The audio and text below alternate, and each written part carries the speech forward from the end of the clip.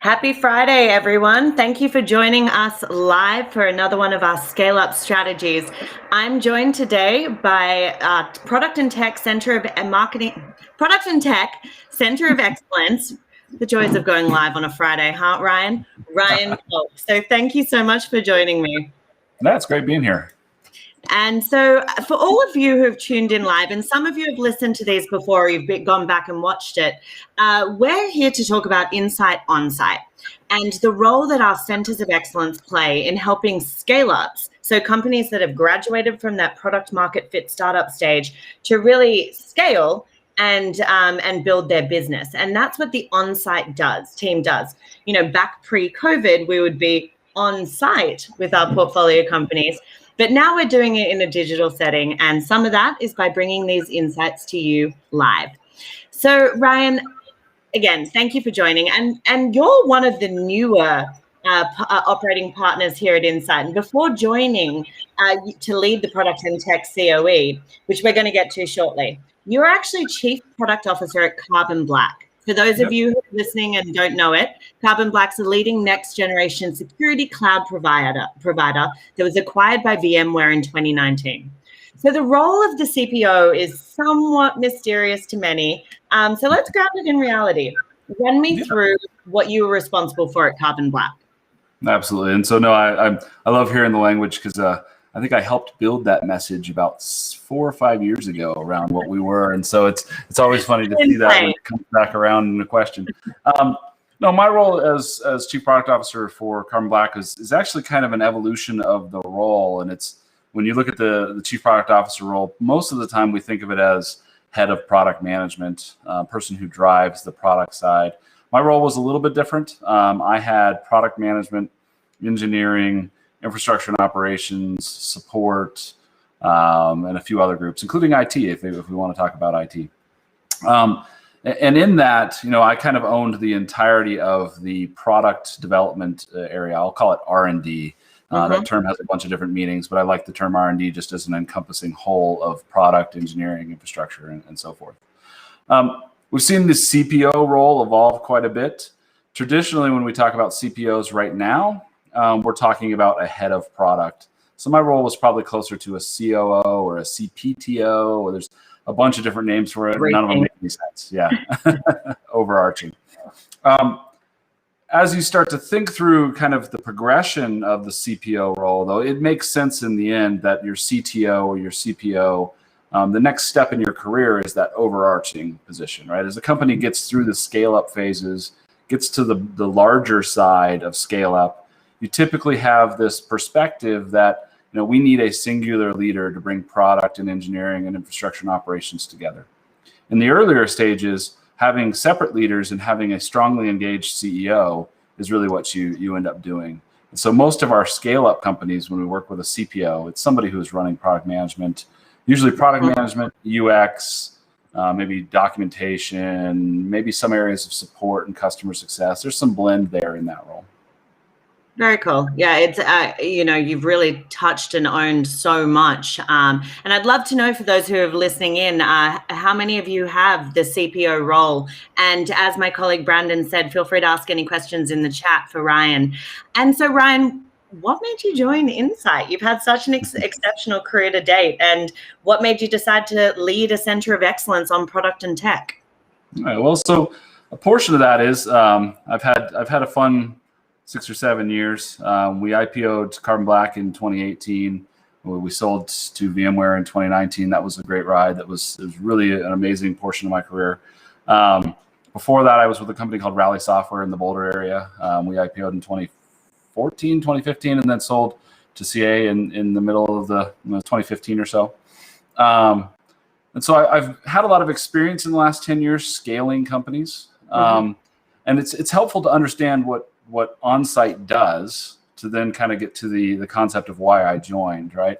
And first of all, that is, you know, when we look at the Insight Partners organization, we invest in scaling companies. We invest in growth. We invest in the companies that we invest in, meaning we're there to help them grow. We're there to help them drive their business. And so the Onsite organization is built all around that, right? We have multiple centers of excellence. We have our sales center. We have our marketing center. We have a team dedicated to helping our leaders hire, our talent team. And then we also have a team, our Ignite team, that allows us to connect our portfolio companies to industry leaders, people who are buying products around the world, CIOs, CTOs, CEOs, and so forth.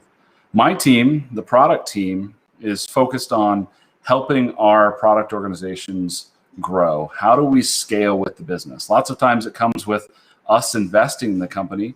How do we take it from a startup that maybe has that product market fit, has a small team, and how do we go from 20 people in R&D or 30 people in R&D to 80 to 100 to 200? How do we take a product from 10 million in ARR to 100 million, 200 million, and so forth, right? And so that's really what the on-site organization helps our businesses with.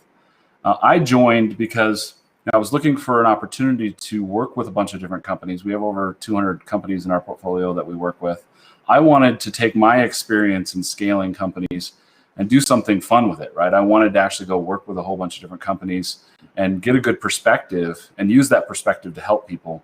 And it's really kind of a really cool portion of my role is right. The core of my role is helping our ScaleUp organizations scale and kind of get that hyper growth engine going. That's super cool. And well, because you love it so much and you work so closely with the scaling companies, and just for those who are listening in, what Ryan's talking about is scaling a software company. And we're actually going to put a report about ScaleUps in the chat. Scaling a software company is one of the most difficult stages of growth. So a lot of people think starting a business is tough. Wait till you hit the scale-up stage and graduate into it. So Ryan, as you're working with the scale-ups in our portfolio company, what are some of the most common mistakes in the product and tech world that you're seeing entrepreneurs make? Yeah, well, so it's very much so. It's different kind of hard, right? So starting a company, getting it to the that first $1 million in revenue, that first 5 million, the first 10 million, and kind of graduating out of that startup phase is incredibly hard. And the patterns that we see there, highly engaged CEOs and CTOs who are working daily with the engineering leaders, are all incredibly effective to getting a product to that point. But as we start to bridge into that scale up category, we have to start to think about scaling the organization with the revenue, right? Mm-hmm. We have to think about how much can any one person handle in any one day, right? We've got that gut-based strategy that our CEO is driving or our CTO is driving in the business. And that gut-based strategy then turns into that gut-based execution where we're working directly with our customers and we're pivoting to their needs and we're making a ton of progress. And as we get into that scale-up phase, we have to think, okay, I'm the CEO. I have to step up a level. I have to focus my time on how do I scale my business across the board. And that means I need to rely on my product and engineering, my R&D leaders to kind of build their organization and continue to execute on our plan around the product while we build out all of the areas of the business, marketing, sales, G&A, and so forth. That also means that we have to kind of take our gut-based strategy and create a process of an innovation inside the business, right? So we have to sit down and start to look at, what is our market? Who are our competitors? How are we constantly evaluating that? And how do we drive our strategy at that higher level as a process, not just a bunch of quick interactions between people, all right? We have to think about how we align product management and engineering. And by the way, lots of times we don't even have product management because we've really filled that gap by the leaders being the product managers, right? Yeah. So we have to start to build that organization. You have to have process around how we work. And this is going from 1 team to 2 teams to 5 teams to 10 teams to start to think about how those teams interact and how we drive the process of work. Our product operations capabilities, we're not even talking about that term yet in an organization this time. Yeah, but when you think about how do we measure what we're doing and how do we know we're keeping those teams engaged, right? One of the biggest things we see startup founders going through is the emotional change of having 1 or 2 teams that they work with to having 10 teams and feeling like those teams, they can't get that same level of engagement, right? How do I keep those teams just as productive as my startup teams? Well, that's a different process. We have to work through Yeah. that, right? And so it's all around building that scaled organization and doing it in a balanced way. And we look at a lot of the things, we talk about product management and how we build that, product operations and how we measure the organization, having the right roles on teams. It's all stuff that is patterns that we see. And it's also, you see a ton of those mistakes when we're building out the products, right? We have unbalanced teams. We typically hire more engineers than anything else at the beginning because that's what we need. And so we get to a certain point where we've got this big group of engineers and we don't have all the supporting roles. And so we end up doing a lot of work on how do we build the supporting roles. Rejig and reshape. Yeah, exactly. Yeah. And so we have a question from the audience, which, and so I was going to lead in on the flip side to the mistakes. What are kind of the best attributes? And something I've heard you talk about a lot and is sort of the synergies and the integrations and the increase in companies that are focused on product-led growth. Mm-hmm. And the question is actually, what role should marketing and go-to-market play at the scale-up stage? And whoever asked that question, we've got another couple LinkedIn Lives that you should also watch. But Ryan, run me through some of those best practices and then how product should integrate into thinking about marketing for go-to-market. Mm-hmm. Well, let me walk through a little bit of the anti-pattern first here as well, right? And so that is, when we start off, typically we choose one go-to-market motion, right? We say we're going to be enterprise-led, or we're going to be small business-led, or we're going to be product-led, or we're going to focus on marketing driving funnel, and we choose one piece, right? When we're pushing the concept of product-led growth nowadays, it's really the idea not that product is going to be the only piece of the go-to-market motion, but that we need to balance the load of opportunity and lead gen and all of those things across the different groups, and understand that the product needs to take that on, right? Even in enterprise B2B products, we need to have a good concept of product involvement in our primary website so that people can get into the product, try it out, have a try and buy freemium model in place, have the ability to engage small business customers and create opportunities there, be able to measure the activities that those customers are engaged in, and hand that off to our marketing team, hand that off to our sales team so they can use that as part of their sales or marketing cycles. The integration of all three is really what product-led growth is all about. It's bringing the groups together and starting to drive that idea that we need to have a cohesive vision of how we're going to create opportunities and how we're going to execute on those opportunities across the teams. And so when we talk about the marketing team specifically in this one, and go-to-market play in scale-ups, right? It's a pretty common pattern where we hit a certain point in revenue, we hire an awesome sales or marketing leader. They come in, they create a ton of new opportunities, and we start to close deals like crazy, right? And that's awesome. In fact, I've always said that with a great sales leader or a great marketing leader, I could take a calculator app to about $80 million in ARR, right? Because they come in, they have the right relationships, they know people, they've got the right patterns, they know how to sell these products, especially in enterprise B2B sales. On the other hand, what happens is we start to run out of momentum at the higher end because we haven't built that balanced approach across all three. And this, most specifically, the product side isn't holding up its part of the bargain when it comes to the small business, smaller customers, lead gen, and measuring and feeding the sales and marketing teams the data they need. So that's really kind of the foundation of when we look at product-led growth.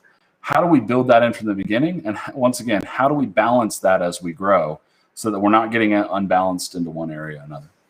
Love that. And I'm going to actually ask the next question that came in, but what you kind of alluded to is something I'm always so impressed by when we talk about the centers of excellence and how integrated and collaborative you all are, because, everyone who's listening in, we're talking about scale up strategies. When you're scaling up, all of the different pieces of your engine need to be firing at the same time. There has to be collaboration and there has to be teamwork, marketing, sales, product, tech, all have to be in the same boat, row in the same direction.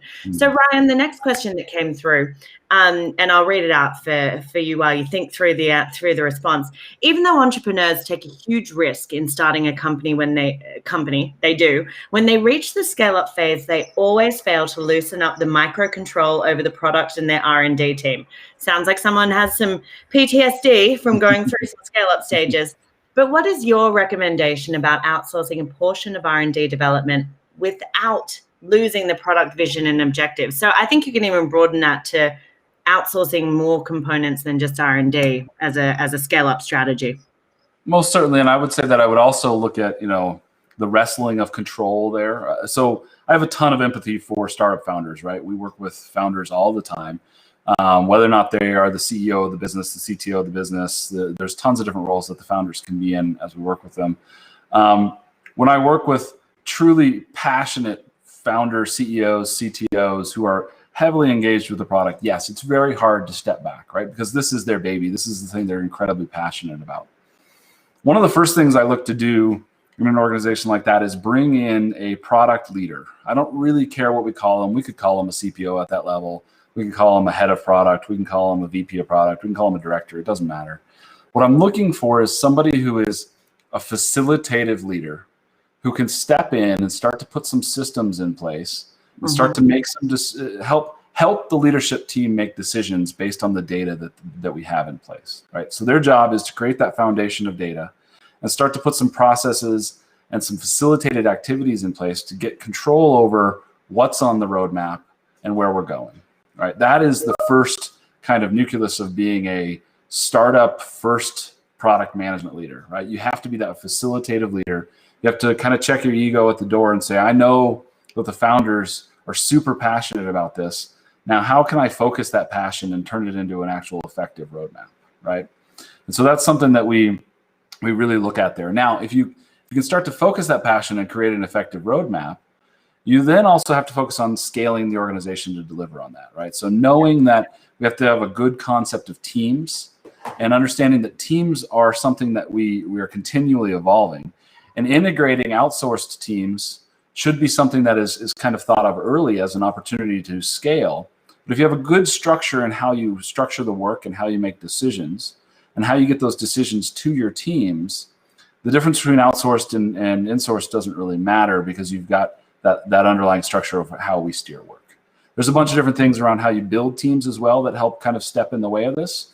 But I would say the first thing is putting somebody in the middle, having that person drive that facilitated process, come up with a structure for how we make decisions, and then connect that to the teams, and you can kind of build out whatever structures you want there. Love it. Great answer. And I guess extending on outsourcing, you can always take on an investor like Insight, which comes with an entire team of experts through Onsite to help you as you scale. That is one of the value adds of looking at other partners. Obviously, you get the experts of people like Ryan and his team, which is where I want to talk about now. Let's talk about your center of excellence. You have a bunch of experts who work on a variety of different things as it pertains to product and engineering. Tell me about some of the ways that you can support scaling software companies, the different tactics or areas that you do focus on. Absolutely. So when you think through, right, we've got a couple of different visuals that we use that are really helpful in understanding that, hey, when we look at a R&D organization as a whole, there's specific areas that we want to focus on. Specific areas match a lot of those. Sorry, was that? If we had them, I could pull them up while you talk. It's all right. It's all right. I can pantomime it anyways. Great. But when you think of it as, there's the strategy of the business and how do we drive that product strategy? How do we understand the elements of this? And we'll talk a little bit about that. And then there's the organization itself. How do we build a highly effective delivery engine? And how does that engine, how can we make that engine perform? We've got the technology. And that is, how do we know that the products we're building are of high quality, that we're investing in the proper areas, that we're using the right frameworks, and that we're staying up to date on all of the different methods and capabilities that could be supplied to us to make us go faster, right?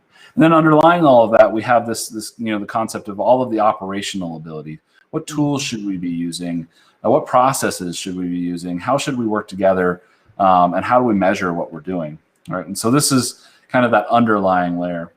We do a lot in each one of these different areas. When you think about the strategy side, we do a lot of coaching with our organizations around how to build a strategy process. I'm typically not going to come in, not typically, like 99.9% of the time, I'm not going to come in and tell you what your strategy should be, right? I'm not the expert, you are. What I am going to say is, here's a process that you can follow to kind of prove that your strategy is the right strategy, right?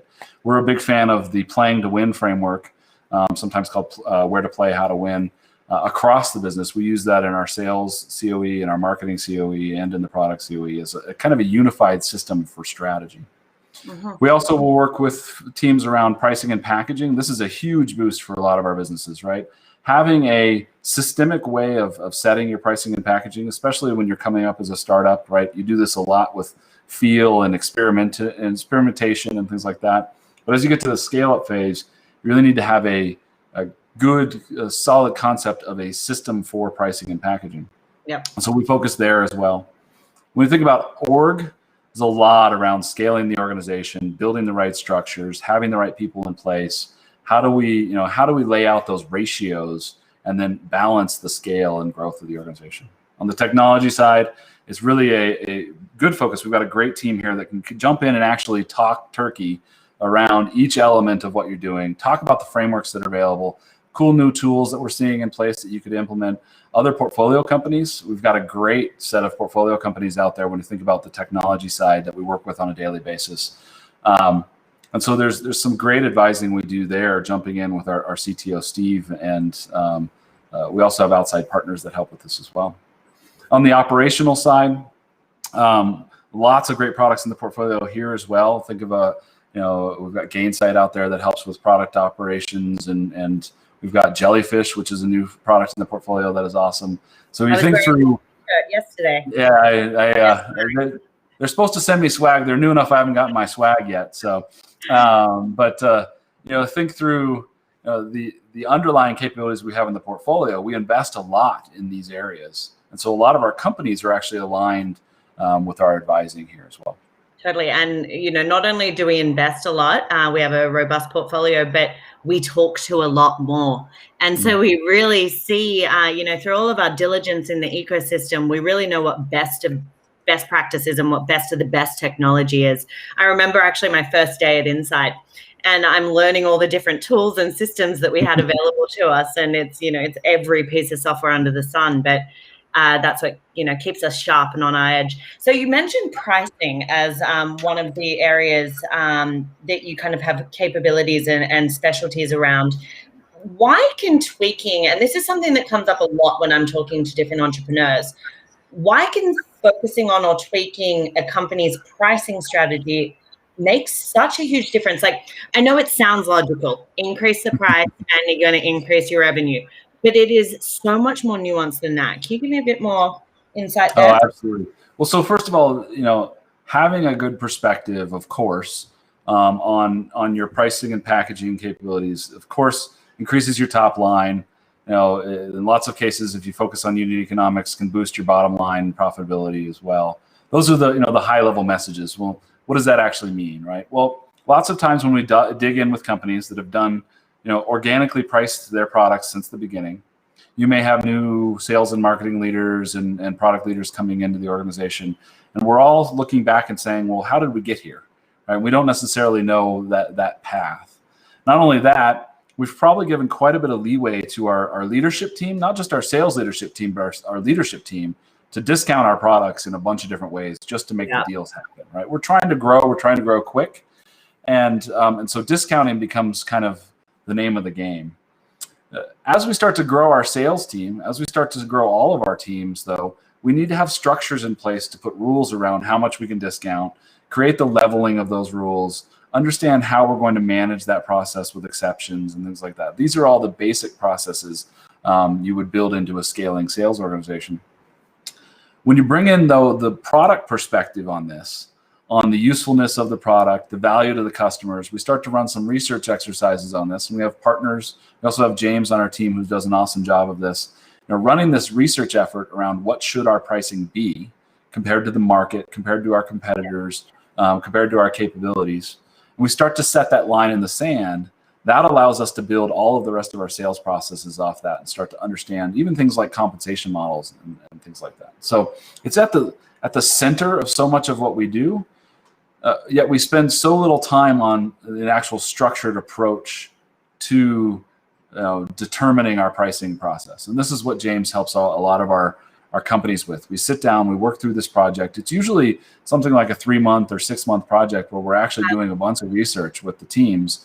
But when we come out the other side, we're seeing things like 70% boost in margin. We're seeing all kinds of amazing things that come out the other side of these projects. And it's one of the easiest things that, when I'm talking to the investment committee here at Insight about what we spend money on, this is the easiest one to prove, because we've got tons of data points with our companies around how they've upped their top line with the pricing and packaging effort. So. Yeah, I mean, that's incredible. So, okay, now we're going to talk about what we said we weren't going to talk about earlier, product operations.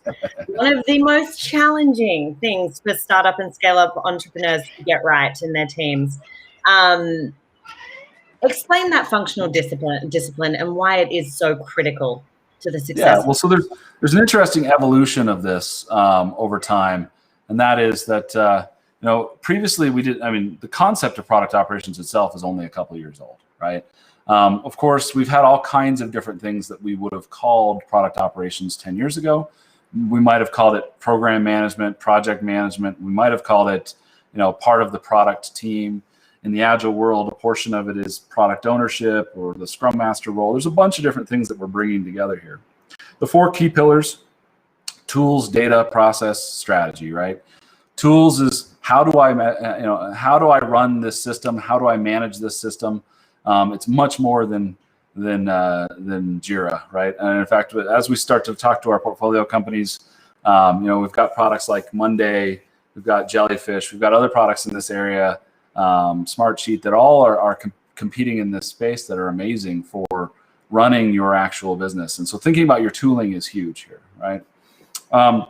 Data is all about aggregating data from both our tools and how we build our product.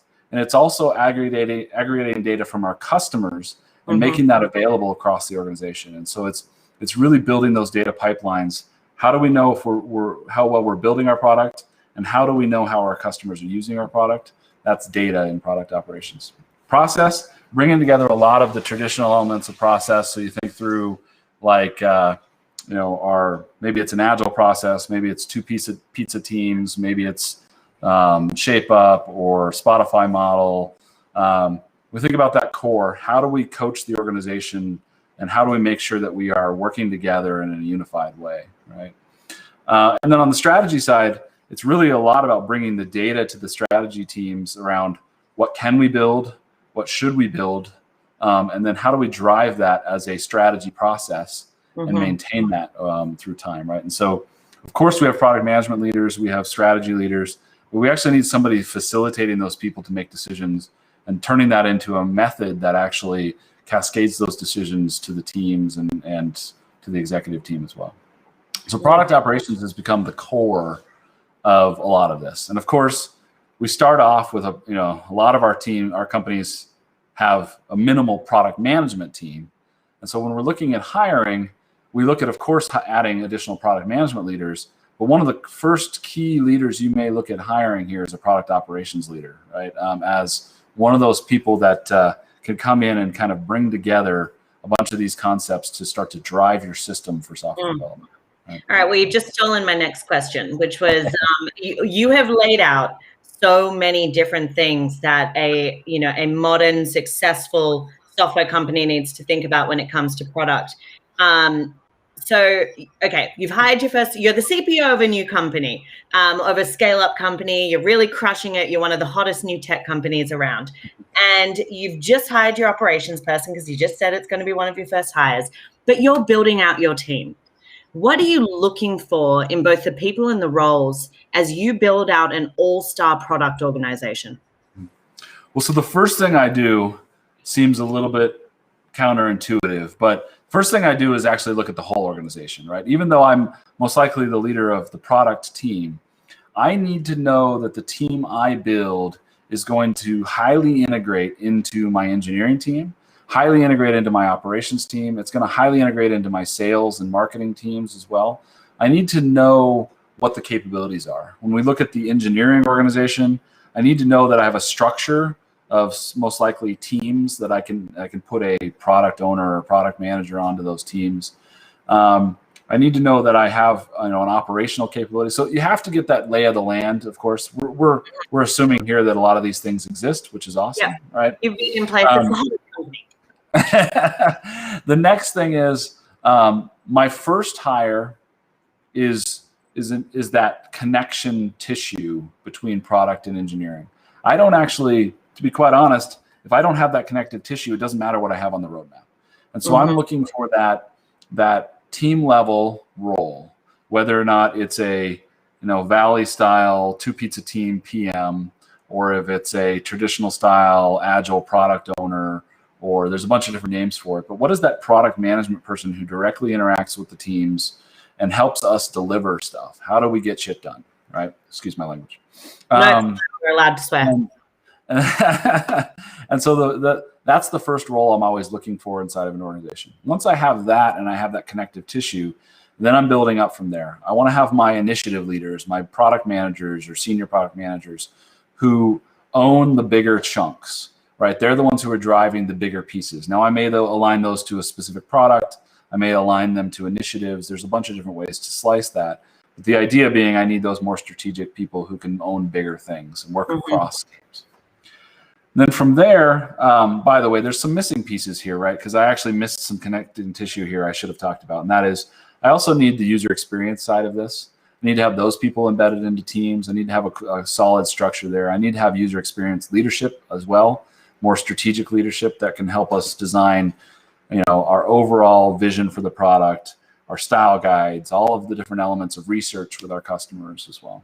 So thinking of building from the bottom up, product owners or product managers, UXers.